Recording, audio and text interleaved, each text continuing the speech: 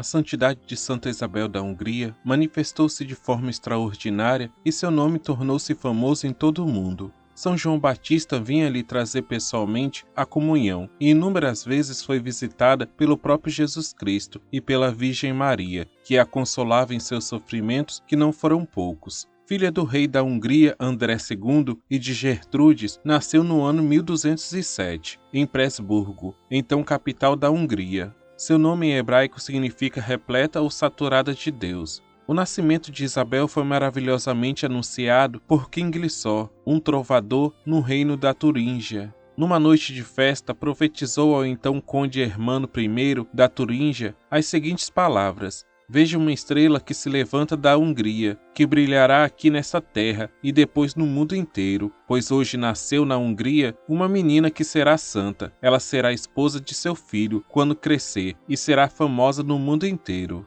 Encantado com as palavras proféticas que ouvira, o conde Hermano enviou uma comitiva à Hungria, onde se confirmou a profecia do nascimento de Isabel. Depois foi acertado com o rei André II o casamento de Isabel com Luís IV. Então, quando Isabel completou 4 anos, foi levada para Turíngia, para ser educada ao lado do futuro esposo. Noiva aos 4 anos, esposa aos 14, mãe aos 15 e viúva aos 20, queimou etapas atingindo a santidade em 24 anos. Aos 4 anos, entrava na capela do castelo, abria o saltério e, ainda sem saber ler, olhava-o longamente e assim passava muitas horas recolhida em oração. Ao brincar com outras meninas, procurava eventualmente algum jeito de encaminhá-las para a capela. Quando esta estava fechada, beijava-lhe a porta, a fechadura e as paredes, pois dizia ela: Deus lá dentro repousa. Em seu pequeno coração já brotava o desejo ardente de amar a Deus. Desde pequena, mostrava compaixão para com os pobres e lhes dava esmolas. Sentia prazer na oração. Inclinava-se e ajoelhava-se muitas vezes e prostava-se no chão.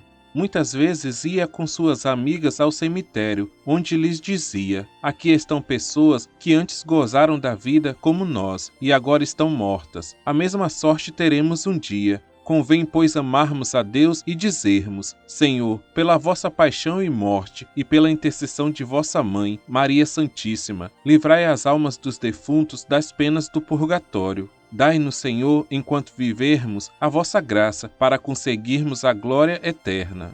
Diferente das outras crianças que estimam as pessoas que as presenteiam com presentes, Isabel mostrava-se mais agradecida a quem lhe ensinasse uma nova oração. Por própria iniciativa, rezava todos os dias grande número de devoções, e se à noite tinha que recolher-se, antes de terminar as orações de costume, não adormecia enquanto não as terminasse, mesmo deitada. À medida que crescia, progredia também nas virtudes e graças. Tinha Deus consigo no coração e vivia cheia de amor em sua presença, dirigindo para ele todos os sentimentos, pensamentos e ideias, todas as palavras e obras. É regra quase geral que a cruz de preferência persegue os que Deus pretende preparar para uma vida santa e a felicidade eterna, independente de sua condição, pobre ou rico, poupando apenas as crianças. Quanto a Isabel, porém, o Senhor fez exceção de regra, dando-lhe inesperadamente uma cruz sobremodo volumosa e pesada.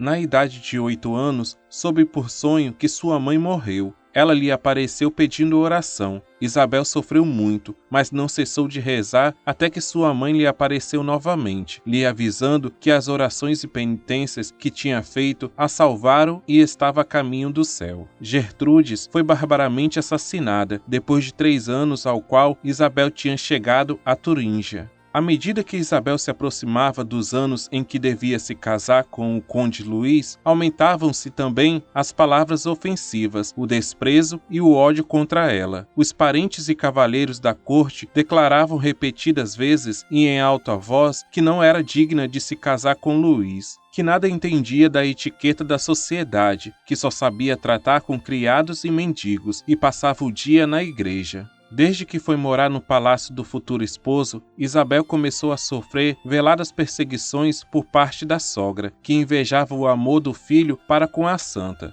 e com isso sempre a caluniava. A mãe de Luís tentou várias vezes convencer o filho de desistir do casamento, mas Luís foi categórico ao dizer preferir abdicar do trono a desistir de Isabel. Isabel se tornou rainha aos 14 anos de idade. Foi a única soberana que se recusou a usar a coroa, símbolo da realeza, durante a cerimônia na igreja. Alegou que diante do nosso rei, coroado de espinhos, não poderia usar uma coroa tão preciosa. Isabel sofria grandes injúrias, humilhações, porém, apesar de tudo, conservou-se paciente e virtuosa, qual nobre lírio entre espinhos. Por mais ferida que fosse, mais paciência e humildade manifestava a seus adversários, encomendando-se ao Senhor com tudo o que possuía e tudo o que padecia.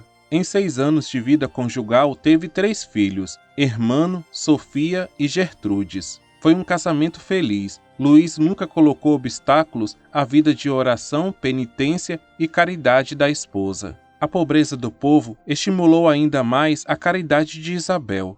Enquanto podia, aproveitando as sombras da noite, deixava o palácio e visitava uma a uma as casas dos mais pobres, para levar aos doentes e às crianças, sob seu manto, um cântaro de leite ou uma broa de pão. E até o próprio manto o entregou em um dia frio de inverno a uma pobre mendiga, que tremia de frio pelo caminho. E qual não foi o seu assombro, que ao estender o manto sobre as costas da anciã, esta transfigurou-se na adorável imagem de Jesus Cristo. O mais famoso milagre narrado a seu respeito foi o chamado Milagre das Rosas. Conta-se que certa vez, quando levava pães para os pobres nas dobras de seu manto, encontrou-se com seu marido, que voltava da caça. Luís estranhou a conduta da esposa, que parecia esconder algo. Instigado por sua mãe, que acusava Isabel de deixar vazios os celeiros e armazéns, pediu para ver o que levava no avental. Isabel respondeu que levava rosas. Espantado por vê-la curvada ao peso de sua carga, ele abriu o manto que ela apertava contra o corpo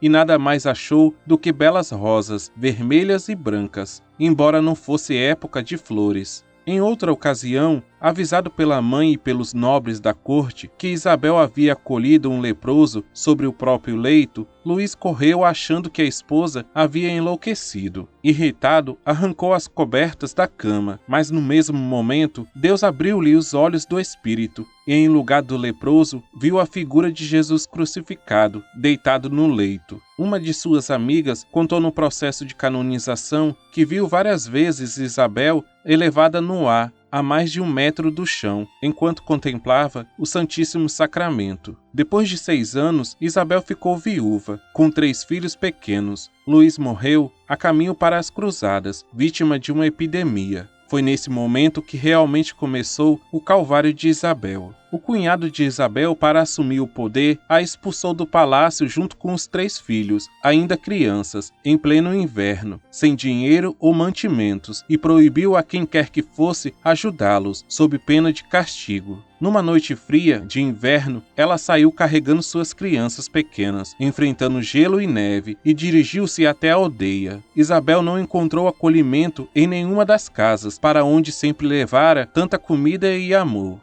Abandonada por todos e na rua, abrigou-se num curral de porcos com os filhos, até ser socorrida, como pobre, pelos franciscanos, uma vez que até mesmo os mendigos e enfermos, ajudados por ela, insultavam-na por temerem desagradar o regente. Ajudada por um tio que era bispo, Isabel logo foi chamada para voltar à corte, e seus direitos, como os de seus filhos, foram reconhecidos, isto porque os companheiros de cruzada do falecido rei tinham voltado com a missão de dar proteção a Isabel, pois nisso consistiu o último pedido de Luís. Isabel não quis retornar para a Hungria, renunciou os títulos, além de entrar na Ordem Terceira de São Francisco. Fundou um convento de franciscanas em 1229 e pôs-se a servir os doentes e enfermos até morrer em 1231, com apenas 24 anos, num hospital construído com seus bens. Dias antes de sua morte, Nossa Senhora apareceu-lhe cercada de anjos e prometeu-lhe o céu. No dia 16 de novembro de 1231, após receber a unção dos enfermos e o viático, Nosso Senhor lhe apareceu e revelou-lhe que dentro de 3 dias viria levá-la para o céu. Depois desta visão, seu rosto ficou tão resplandecente que era quase impossível fixar-lhe os olhos. Ela faleceu no dia 19 de novembro de 1231. Foi sepultada com grandes honras e seu túmulo foi e ainda é palco de inúmeros milagres realizados por sua intercessão. Foi canonizada pelo Papa Gregório IX em 1235.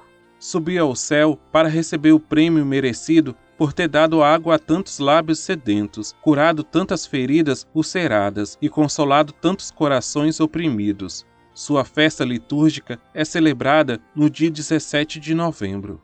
Oremos. Vos suplicamos, Senhor e Deus nosso, abri-nos os olhos, a fim de que em todo homem, doente ou miserável, conheçamos um membro verdadeiro do vosso corpo místico e lhe façamos misericórdia. Imprimi ao nosso coração, bem vivamente, que tudo quanto lhe fizermos ou negarmos, a vós é que o fazemos ou negamos. Amém. Santa Isabel da Hungria, rogai por nós.